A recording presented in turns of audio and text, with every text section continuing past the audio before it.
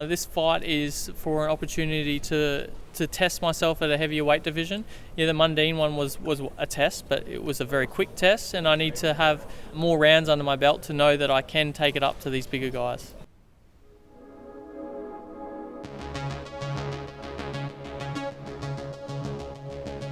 It is frustrating when he talks me down and talks my achievements down as well.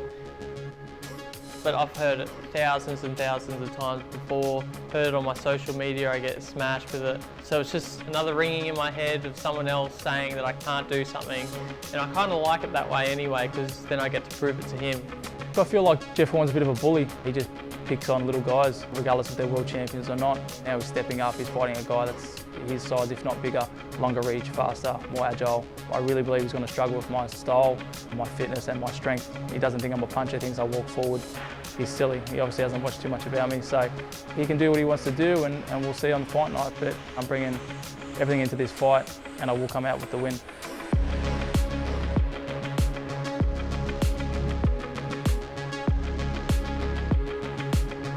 People always underestimate it.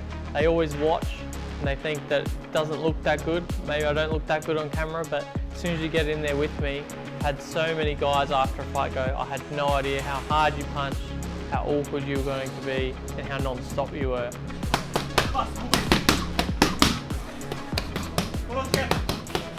They just can't deal with that pressure. No matter how much they train and what they do, they can't sustain that pressure in that environment because everything goes up that 10% even in a fight. You can train as hard as you want, but in a fight, everything's added just that little bit more. Horn's obviously proven himself here to be the best in Australia. I believe I'm the best in Australia, but if he wants to call it, he can. And I said I want the fight was there, let's make it happen. You can't call yourself the best if you haven't fought the best. So I wanted that fight, it's happened, it's here. Now I'm going to grab it with both hands and make a statement.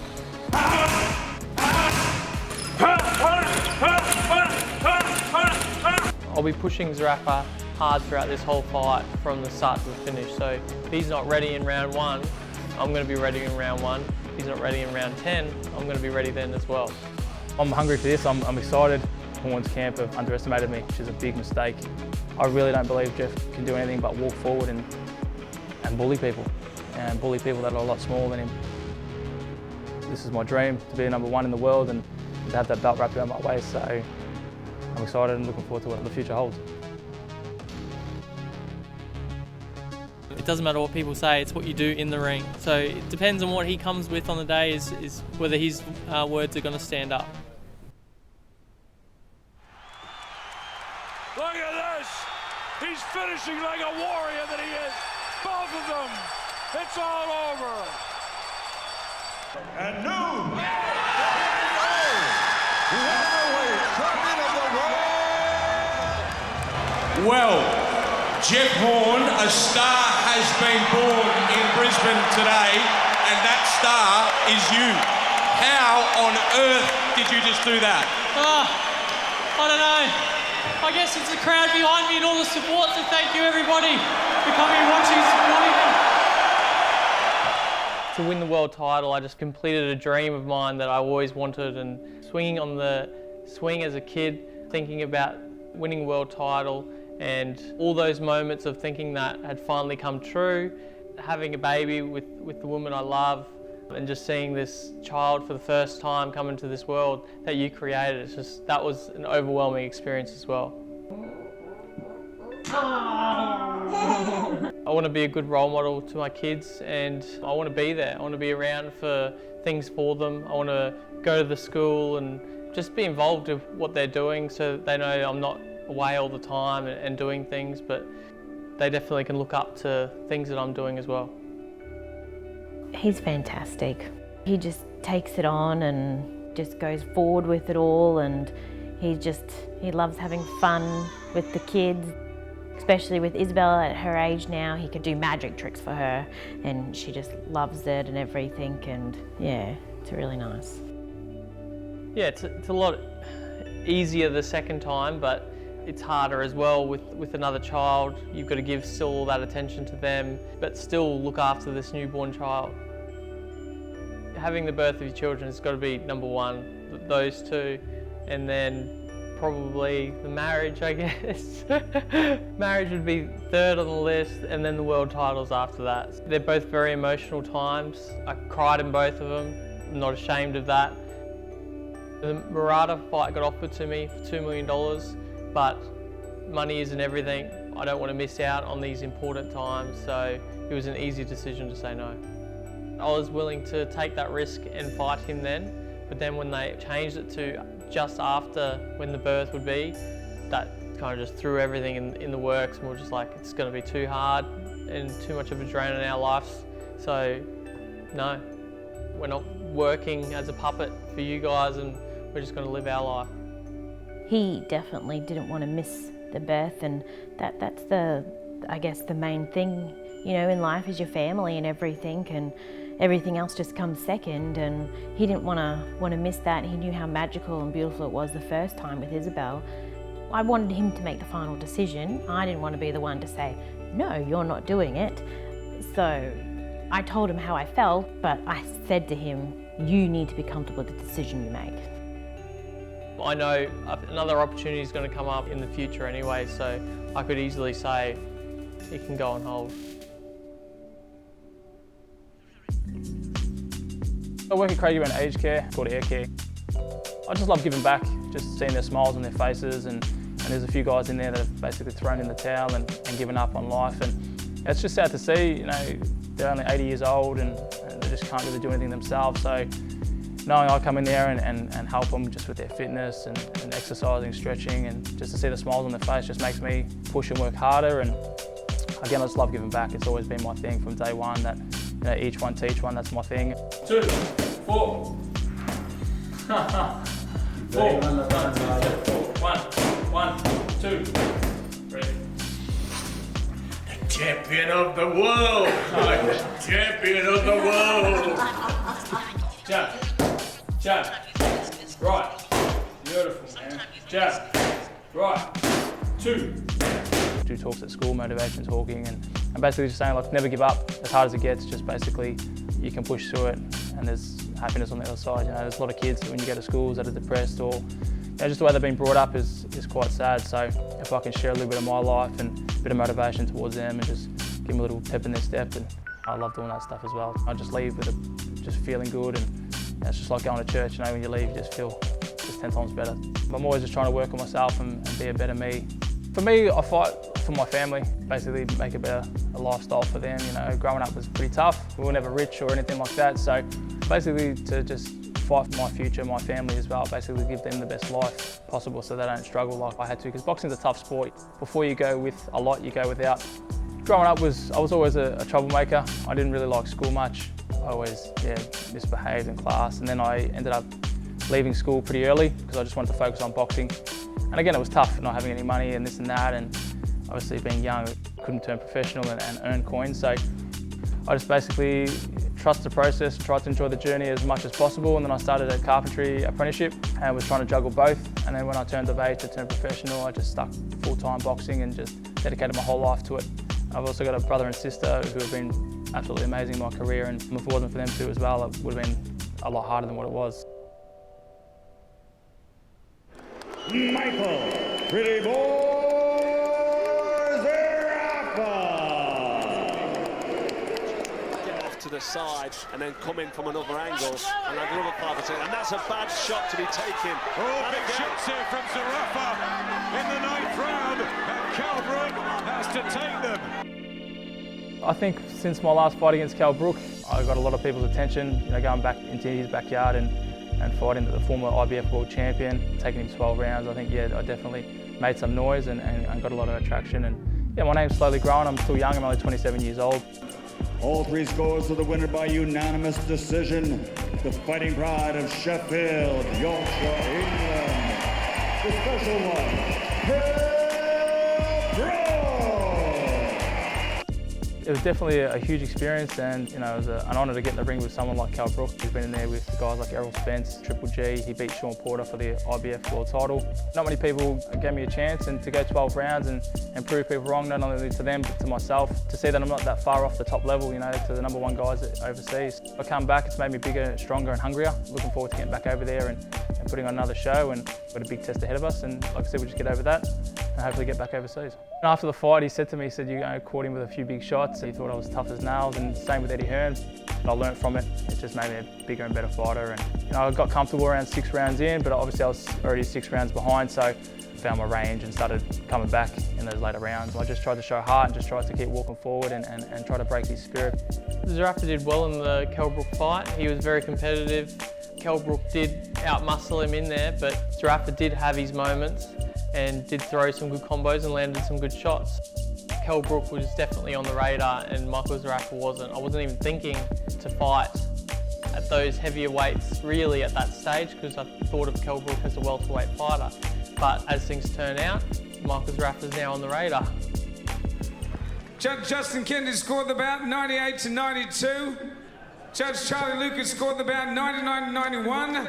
And all 12 winner by unanimous points decision and new Australian Super Welterweight Champion, Tim Tszyu. So, Tim, what's next? Whatever Australia wants, you know. I'm here, I'm the Oz champ now, so, you know, there's a name that everyone wants. Jeffrey Horn, Mr. Teacher.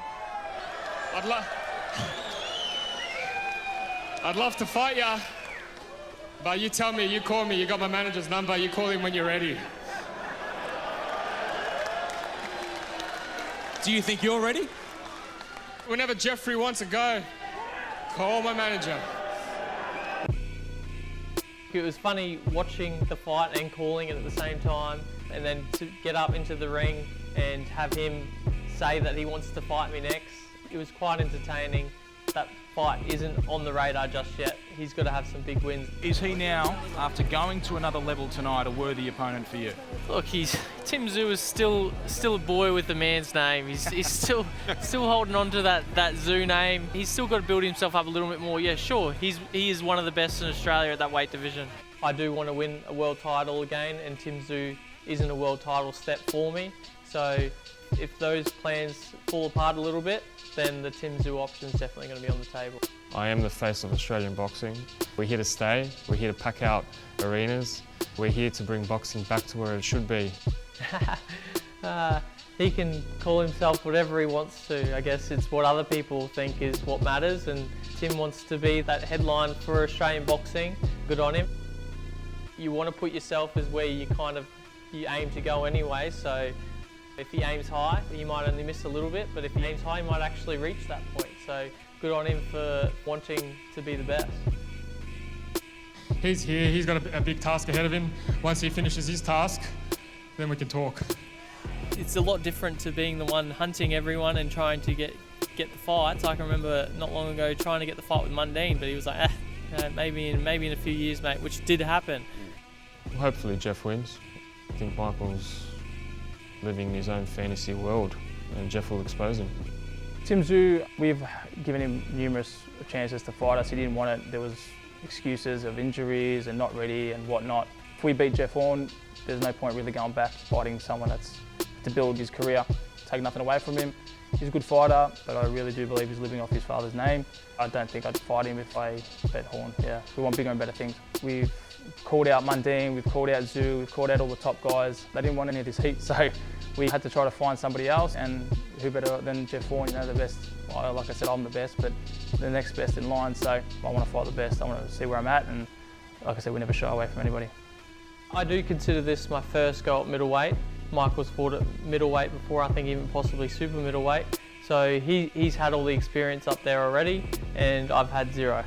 Not having to make welterweight, it's so much easier mentally and physically. I don't have to drop that all of a sudden 3 or 4, 5 kilos a few days out, and I can eat more of what I want. I can have more cheat meals, which makes me happier, and I just feel a lot stronger at that weight. I feel like every time I hit the pads, I hit the bag, or even sparring, I feel like my shots, every single one of them are landing hard, whether I didn't notice that before at welterweight.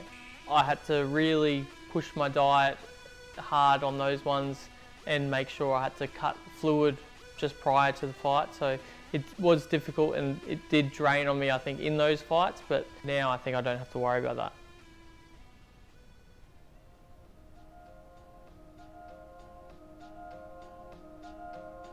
Here at this venue and live on main event television, former world champion Jeff Horn will take on Victoria's Michael Zerafa. So it is now official, the Battle of Bendigo takes place in this very venue on August the 31st. I can change it up, you know, you've seen in previous fights against Kell Brook, Peter Quillen. I've got levels, I don't believe he has levels. I believe he only walks forward, he knows one way, he's tough, he's a bully against smaller guys. You don't get quarterfinals in the Olympic Games in an amateur sport where you tag in to get points and not know how to box. So I know how to box and I know how to brawl as well. I can just link them both together, and then some people only see the brawling side of it. The worst thing he did and the biggest mistake he's made was signing that contract. And like I said, I've seen it, I've dreamt it. I will win this fight, and I told you I will stop Jeff Horn.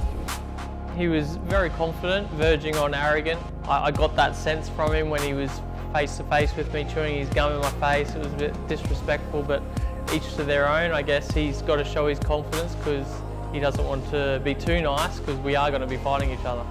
It's not cocky, I'm just confident. You know what I mean? And like I said, it's all about opportunity and timing, and this is my time. Everyone's basically portraying me as the villain, which is fine. I don't care, like I said, it's business. I've met him once or twice. He's a great guy. He's done a lot for the community, and yeah, no, nothing personal, but like I said, it's my time. What makes you so confident? What have you seen in Jeff Horn, in his victories and in his loss, that makes you so confident that you've got what it takes to stop him? Look, to be honest, he doesn't really impress me much.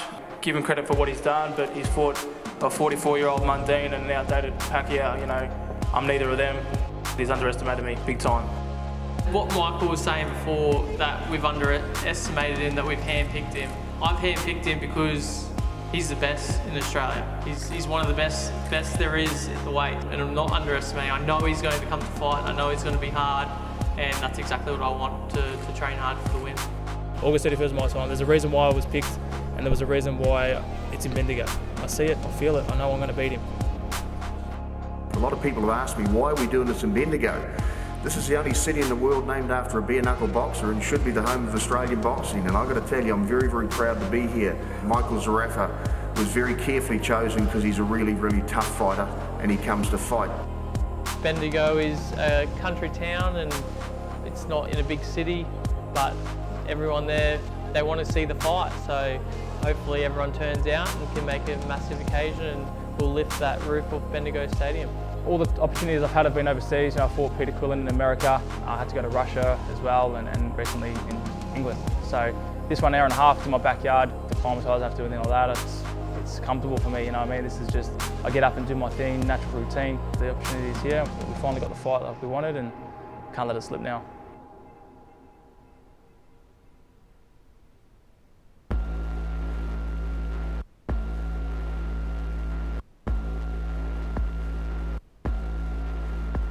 It'd be great to get another world title. It will be difficult, but to get another world title in a higher weight division, because I feel so much stronger at super welter or middleweight, and I think this is my test now in this fight.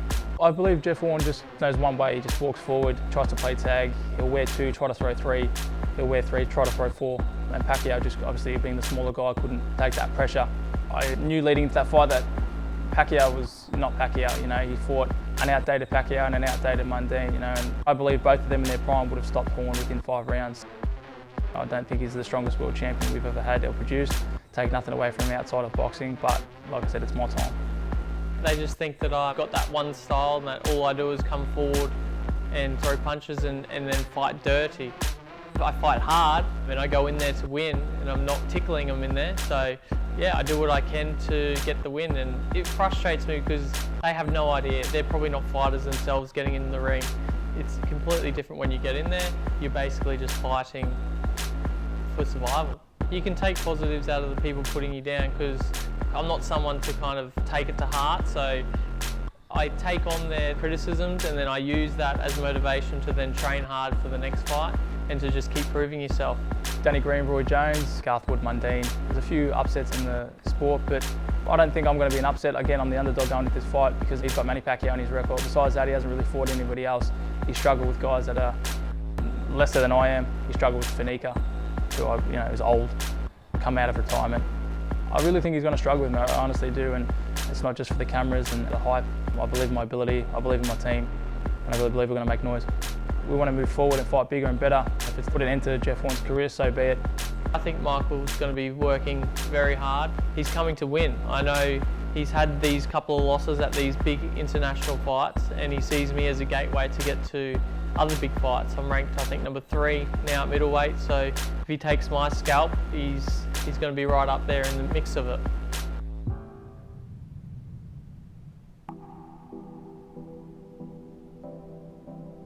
I never like to predict a knockout, but I expect the fight will start fast and it will finish fast as well. So whether it's going from round 1 to 6 or round 1 to 10, it's just going to be an intense fight the whole time. I believe that Horn's not at that level. I really don't. Probably going to be the easiest world champion I'm going to have to fight. August 31st, I'm going to shock the world. For me, it'd be like I told you so. I've known it all along. I've dreamt it. I know the outcome before it's even happened. I can punch, I've got great timing, I've got the reach, the height, my agility, my youth, my speed, my fitness. I can mix it up, I can brawl, I can box, I can counter. I've seen it plenty of times before with guys. They always put you down, and they're usually doing that to try and make themselves feel more confident, and that's what Michael was doing. So, chewing the gum in my face, looking all smug and saying that he's going to knock me out, that I'm an easy fight, I've fought only has-beens. What's he done? He's the one that also was accepting the fight for Mundine just before me, and also fought Les Sherrington, who's no spring chicken either. Once he feels that first right hand, he's going to know that he's in trouble, so let him think what he wants to think. He'll find the real Zerafa on August 31st, and I really believe I'm going to stop him within 6 rounds, so I don't care very much what he has to say about me. Look, he's definitely fallen short when he's gone into the big world title international fights. I see myself at that international level that he's been fighting, and I think I'll be too much for him. I will win, and the new. So that's what we're going to hear at the end of that fight is, and the new.